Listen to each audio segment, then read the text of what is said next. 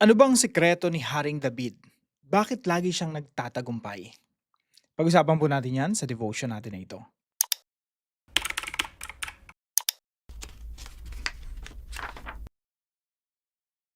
Magandang araw po sa bawat isa sa inyo. Welcome back to our 365 Daily Devotions Bible Characters Edition. Binabati ko po ng happy birthday si Sister Joy Salazar. So nakikigalak po kami sa inyong kaarawan. Now, yung topic po natin ngayon ay patungkol po kay Haring David. Ano ba yung sekreto ni Haring David? Bakit lagi siyang nagtatagumpay sa lahat ng kanyang ginagawa? Now, sabi po dito sa 1 Samuel chapter 18 verse 14. And David had success in all his undertakings, for the Lord was with him. Sa Tagalog po, at anuman ang kanyang gawin ay nagtatagumpay siya sapagkat pinapatnubayan siya ni Yahweh. Napakaganda po ng verse natin, no? Actually, pag binasa niyo po yung 1 Samuel, 2 Samuel, yan po yung paulit-ulit na sinasabi. Yan po yung paulit-ulit na ah, sekreto ni Haring David na inihahayag sa atin. And actually, marami po tayong matutunan patungkol po dito, no? Sabi po rito, si Haring David sa lahat ng kanyang ginagawa ay nagtatagumpay siya sapagkat ang presensya ng Diyos ay sumasa kanya. Now, bisitahin po natin yung ilang mga verses pa. Sabi po rito sa 1 Samuel chapter 18 verse 30. Then the commanders of the Philistines came out to battle. And as often as they came out, David had more success than all the servants of Saul, so that his name was highly esteemed. 2 Samuel chapter 5 verse 10. And David became greater and greater, for the Lord, the God of hosts, was with him. Kaya yung tagumpay ni Haring David, tuloy-tuloy, sunod-sunod. Habang tumatagal ay lalo nagiging makapangyarihan si David sapagkat sumasa kanya si Yahweh, ang Diyos na makapangyarihan sa lahat. 2 Samuel chapter 8 verse 6. Then David put garrisons in Aram of Damascus, and the Syrians became servants to David and brought tribute.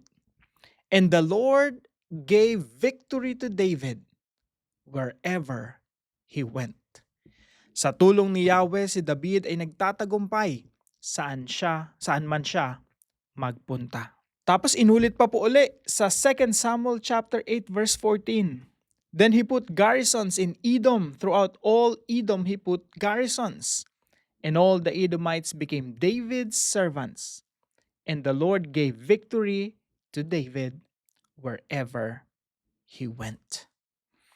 So ito po ay ilan lamang sa mga paulit-ulit na sinasabi sa 1 Samuel, 2 Samuel sa istorya ng buhay ni David na si David laging nagtatagumpay sa lahat ng kanyang ginagawa sapagkat ang Diyos ang sumasama sa kanya at pinagtatagumpay siya. So ito po ang ilan sa mga katuruan natin ngayong araw. Number 1, God's presence makes us victorious. Mga kapatid, sa lahat ng hamon ng buhay, ang magpapatagumpay lamang sa atin ay ang ating Panginoon. Tandaan po natin, ang lahat ng laban natin sa buhay, ito ay laban ng Diyos. At tayo po ay ginagamit lamang ng Diyos. Tayo po ay tauhan lamang sa istorya na ito. Hindi po tayo ang bida sa movie na ito. Ang bida po ay si Lord. Sa istorya po ni David, huwag nating isipin na ang bida si David at ang kontrabida si Goliath, no?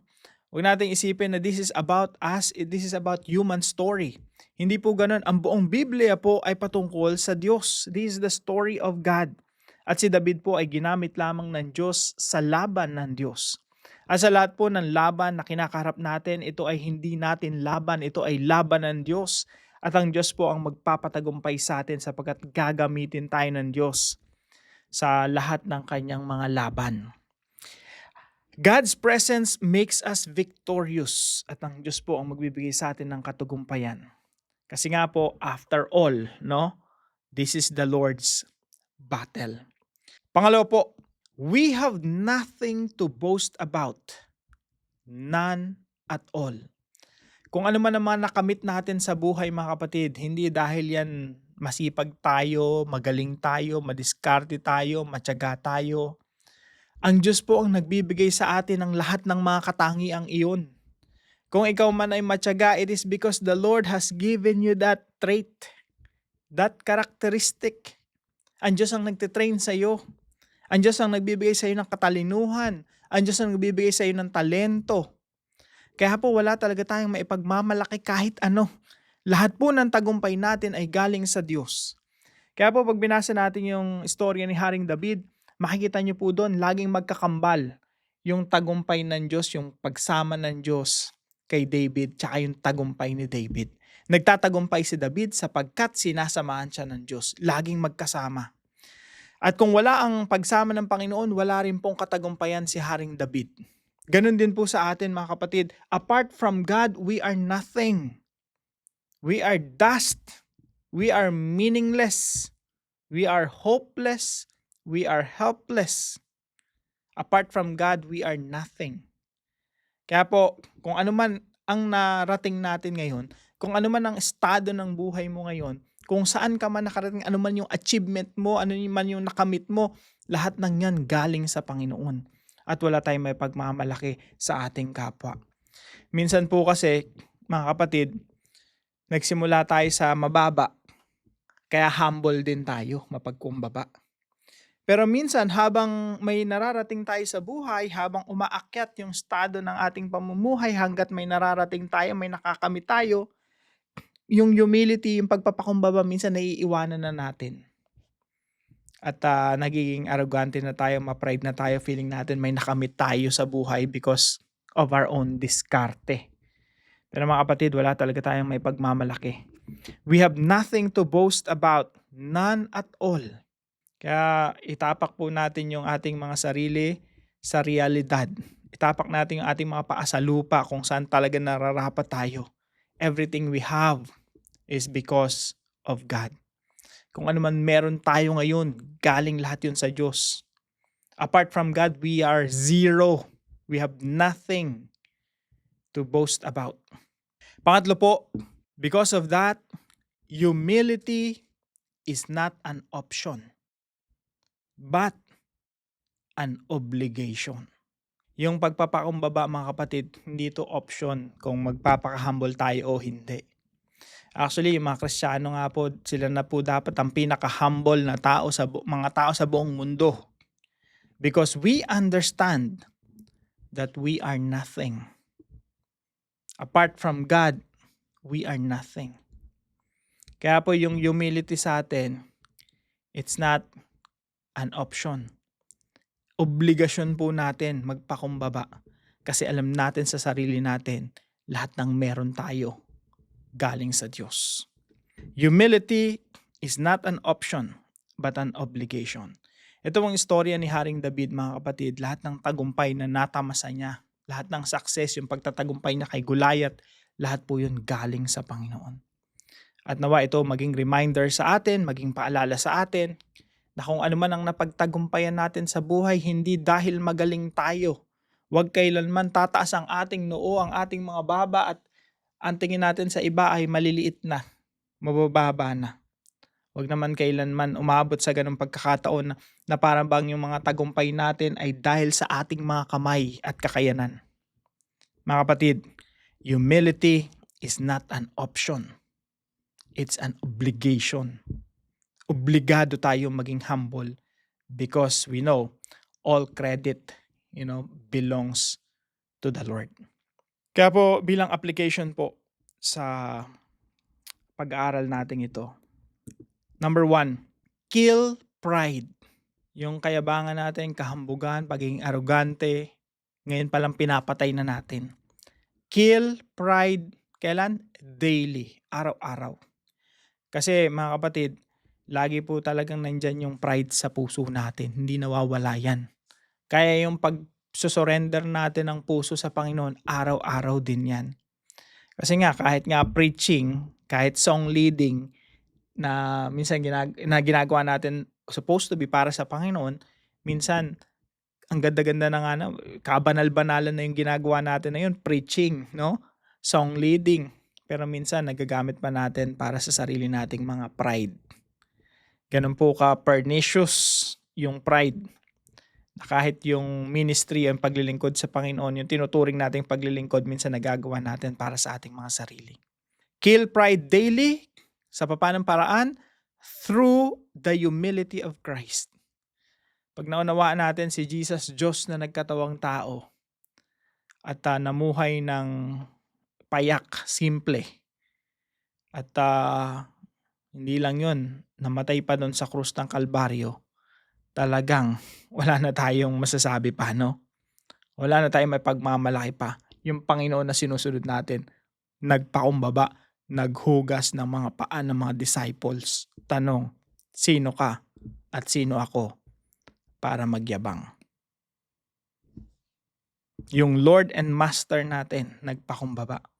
Naghugas ng mga paa ng mga disipulo. Naglingkod hanggang dulo, hanggang kamatayan doon sa krus. Sino tayo para magyabang? Kill pride daily through the humility of Christ. Number 2, attribute all your successes to God. Lahat po ng tagumpay natin, ang sinasabi natin, sa Diyos ang papuri. Sapagkat ang lahat ng naabot natin sa buhay, nakamtan natin sa buhay, kung ano man meron tayo na mabubuting bagay, lahat po yan galing sa Panginoon. Let's give back the glory to Him. Attribute all your successes to God. Wala tayong sasabihin kundi, Panginoon, sa inyo po lahat ng ito nagmula. Pangatlo po, seek God's presence and obey His will. Ang katagumpayan po sa buhay, ang pagiging successful, yan po ay dahil sa presensya ng Diyos. Because God is with us and His enabling presence makes us successful. Yung presensya ng Diyos yung nag-e-enable sa atin, nagpapalakas sa atin, nagpapatagumpay sa atin. Without His presence, we are nothing. We will never be able to defeat giants. Kagaya po ni David, hindi niya po matatalo si Goliath kung hindi sa pamamagitan ng presensya ng Diyos na nagpapatagumpay sa kanya. Seek God's presence and obey His will. Para po sa ating discussion, why must humility and success go hand in hand? Bakit yung katagumpayan laging kakambal ng pagpapakumbaba?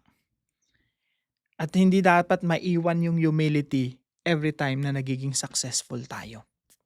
Pag-usapan po natin yan sa ating mga discussion groups. At para po sa ating dive deeper, dalawang katanungan, no? Why is Philippians 2:6 and 7 the ultimate pride killer? Kung may kahambugan tayo sa ating mga puso't isipan, huwag kayong mag-alala, lahat po tayo meron yan, no? Wala pong excuse. Ako po, ang pangarap ko talaga maging humble, no? Pangarap ko talaga na gayahin ang ating Panginoong Jesucristo. Pero yung pride, talagang pernicious yan. Everyday yan. Nandyan sa puso natin. Pero i-desire po natin talaga maging mapagpakumbaba. So, why is Philippians chapter 2 verse 6 and 7 the ultimate pride killer? And number 2 po, why should we pray the litany of humility? Nung nakaraan po, no, meron akong pinanalangin, no, nung naalala nyo yung na-late ako sa devotion, no. Ito yung litany of humility talaga yung nangusap sa akin, no. Sabi ko, ganito dapat yung pinapanalangin natin.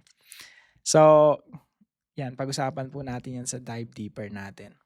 Tayo po yung manalangin. Father God, I come before you acknowledging that every good thing in my life comes from you alone.